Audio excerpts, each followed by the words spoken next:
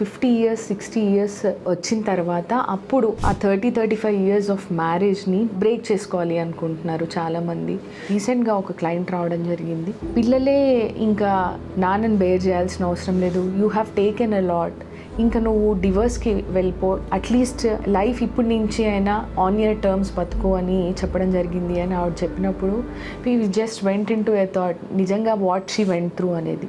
ఆయన ఏ రోజు రెస్పాన్సిబుల్గా లేరు, ఏ రోజు he was not in a proper relationship with me, he was never responsible for kids. వాళ్ళ ఫీజులు కట్టడం కానీ, ఈవిడ బాగోగులు చూసుకోవడం కానీ, ఈవిడ్ని ఒక పరాయి మనిషిగా చూడడము, ఆల్దో పిల్లలు ఉన్నా కానీ వాళ్ళని కూడా కలుపుకోకపోవడము, ఇవన్నీ చూస్తూ పిల్లలు ఒక ట్రామా అనేది చిన్నప్పటి నుంచి అనుభవించారు. పెయిన్ వాళ్ళకు కూడా ఉంది. అందుకే మేడం నన్ను కూడా డివోర్స్ తీసేసుకొని వీల్ స్టార్ట్ లివింగ్ సపరేట్లీ. ఎందుకంటే ఇప్పుడు నువ్వు కష్టపడాల్సిన అవసరం లేదమ్మా, ఇన్నేళ్ళు నువ్వు కష్టపడి మమ్మల్ని చదివిపించావు, మమ్మల్ని ప్రయోజకుల్ని చేసావు, నీకు ఈ మెంటల్ స్ట్రెస్ భరించాల్సిన అవసరం లేదు అని చెప్పడం జరిగింది.